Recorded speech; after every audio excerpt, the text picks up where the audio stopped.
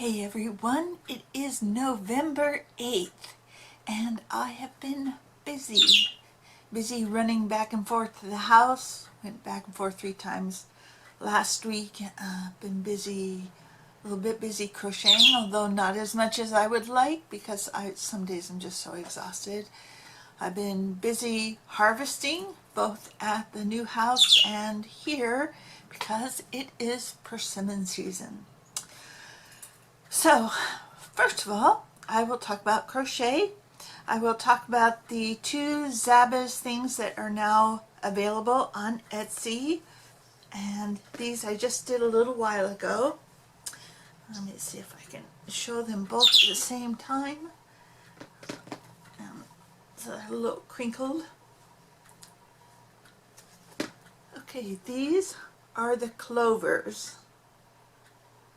Cassie and Cal, I think their names are. And yeah, so I did these, I don't know, a few weeks ago. Now the great thing is, let me see which is a good one. Okay, you see these clovers on top. Each of these is a separate piece that had to be sewn on.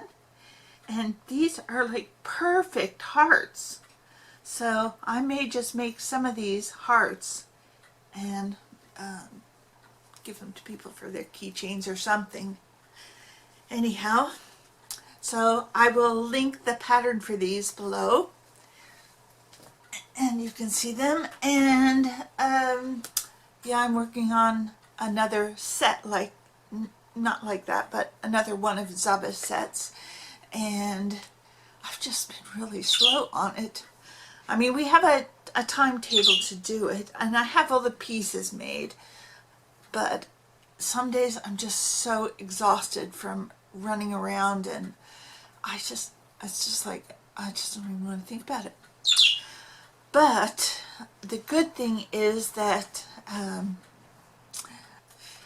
in the meantime, every time we go out to the house, except this last time, because I was so tired, I water everything.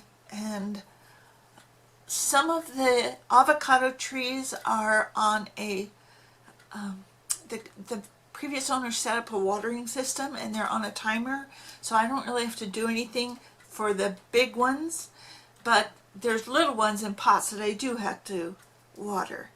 And there are other plants, in fact, there are a couple plants I really just didn't know what they were. And I thought, well, if I don't know what they are, I'm just going to pitch them because I need those pots for other things.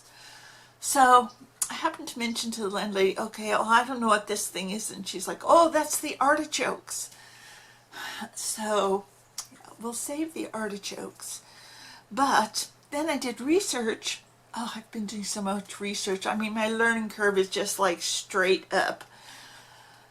There's no curve to it, it's just straight up. Because I know nothing, and now it's all academic because I haven't actually done it.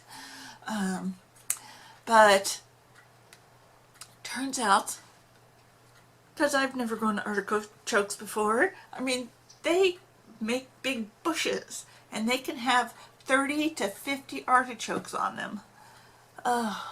So right now there's 3 in the pot. That means that I've got to move 2 of them to other pots because that pot won't, it's kind of like a barrel, but it just can't handle 3 plants. And they require a lot of water, but we're not out there a lot. So I don't even know if they will survive until we move out there. And really, I mean, it's going to be late spring. We can stay where we're at until around June 1st. I've already started migrating some things over because my place doesn't have all the reconstruction that her place has. I mean, her place, they're still tearing out walls and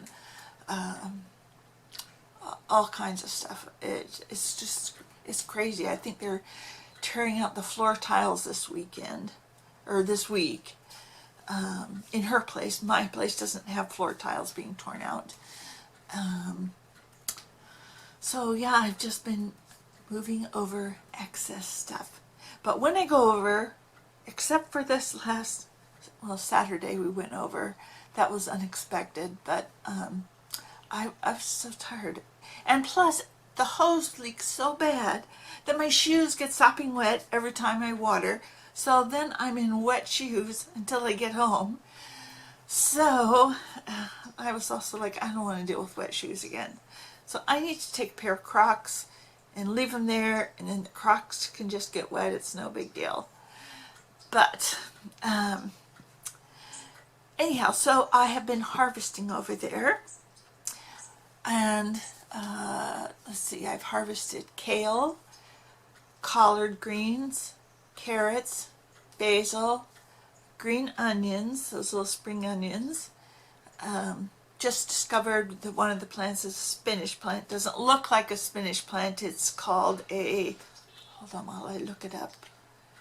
That's when I don't know what a plant is, I take a picture of it and send it to my sister, and then she identifies it for me. She's really good about it.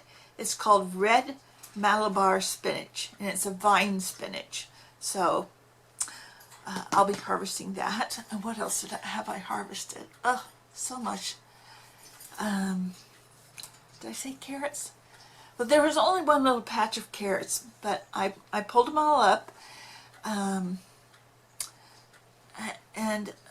Occasionally there's a strawberry in the strawberry patch, but I did notice some flowers in the strawberry patch, so that means that we'll have some strawberries. Now the landlady's allergic, so if I see a nice ripe one, I just pick it and eat it, because she'll never eat it. Oh, and eggplant. Harvested a lot of eggplant.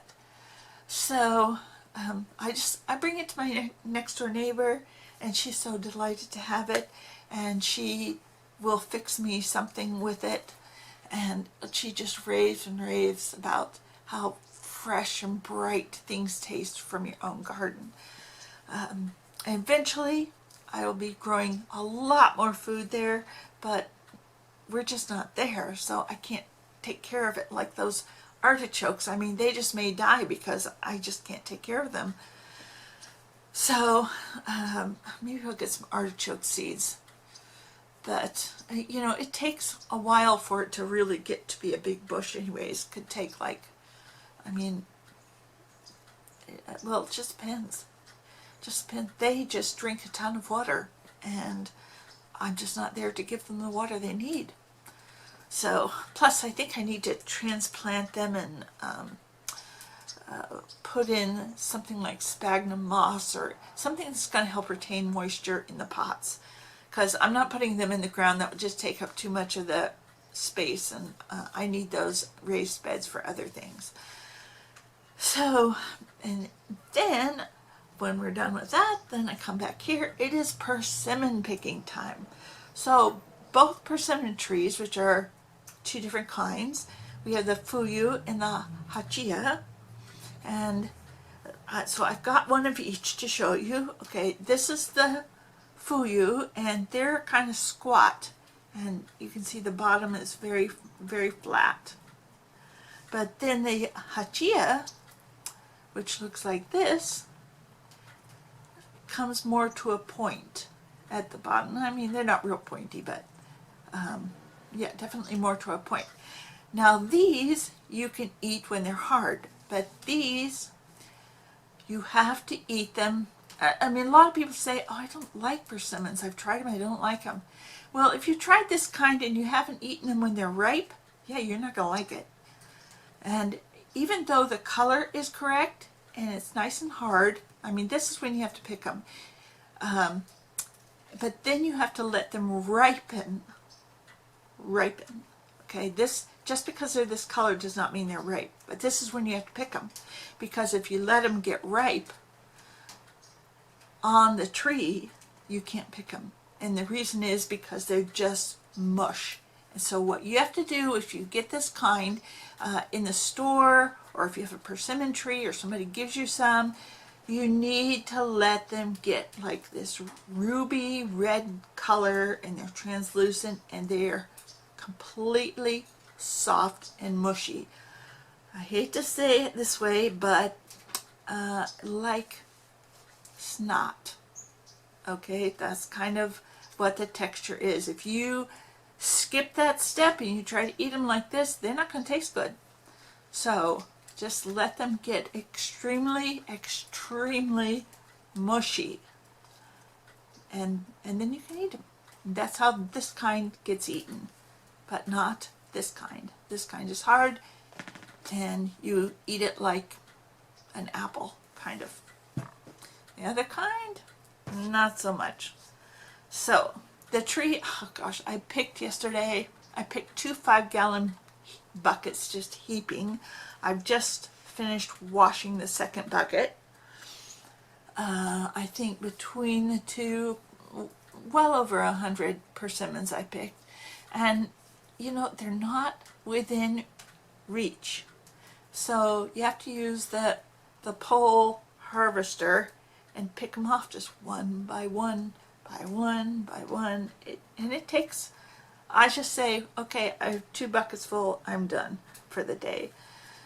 But I need to go out today and pick them again because they're like this. And some of them are ripe on the tree because you just couldn't get to them fast enough. And yesterday when I was picking, I got slimed. Because one fell out of the tree and hit me on the arm, and just, I had persimmon slime down my arm. Yeah, that was fun. So that's what's going on here. And yeah, not that crazy interesting. Like I said, I am migrating a few things out to the property or to the new house. Mostly it's like excess stuff. Like I had a whole bunch of laundry detergent, so I just moved it out there. Of course, save some here. Whole bunch of dishwashing detergent, move that out there. A whole bunch of, I think I'll move some of my toilet paper out, and because I have a pretty big stash, and I'll move some paper towels out. Yeah, that sort of thing. And let me show you, my landlady's going to give me 2 pieces of furniture from her mother's house. One for sure I'm going to take. The other one I can have it if I want it. I mean, I can have as much furniture as I want, but I have limited space, and one of my bedrooms is going to be a cat room, which is where I'll put like the cat furniture and that stuff. So let me just take you over to that house, and I'll also show you some of the persimmons I've picked, how we lay them out. So hold on just a moment. Okay, this is a china hutch, and it's kind of buried behind this table, the lower part, the storage, but this I'm definitely taking.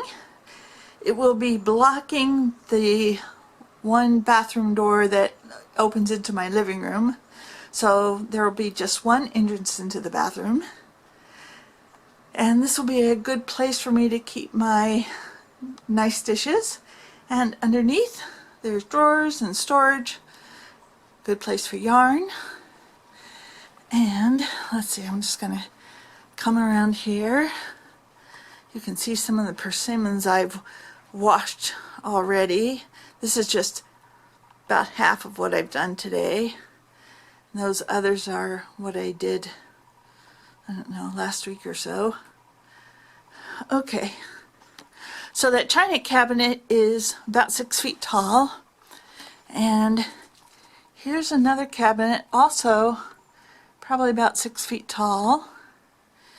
And so I was actually thinking, well, let's see, let me just show you this one. This one's still got stuff in it, but it's about 6 feet tall, and I was thinking it'll probably fit into that little space in the bedroom, that little nook, and I could put yarn in it. Yep.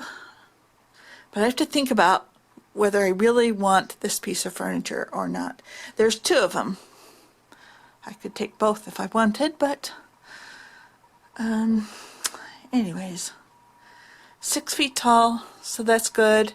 Plus it matches the thing over there. Okay. That right there is Sophie. That's one of her mom's cats. She's been living in this house with 2 other cats. Sophie, you want to say hi? Sophie! Okay. There's 2 other cats. They've been living here by themselves for the last 5 years. And they're coming with us, of course. Right, Sophie? Okay. The other 2 are hiding or sleeping somewhere. Now, one thing about the house that I haven't talked about yet is, it's not an issue with my part, it's an issue with her part, is that the driveway up to the garage is steep. Now, it's short, but it's steep. And the problem is how to get the full garbage cans down that driveway without killing myself. Because here I do all the garbage on Thursday nights. I take it out to the street, but our driveway's flat and it's no big deal. My balance isn't good enough to try to get garbage down to the street. So, and it's just an accident waiting to happen, really, and I don't want to be that part of the accident. So, the landlady is going to work with her contractor to figure out a way to put the garbage cans closer to the street. Either build like a concealed kind of fence-like thing or something. And however that works, I don't know. I mean, the landlady realizes it's a big problem as well. So we're just going to figure that out. Otherwise, she's got to hire like a teenager from the church or her cousin's husband. Well, her cousin lives within 5 minutes, and I don't know, the husband will have to come over on Sunday nights and take the trash to the curb for us, but it's just dangerous. So we're figuring out that. So that's what's been going on here, and I hope you all have a great rest of the week, and I will talk to you soon. Bye-bye.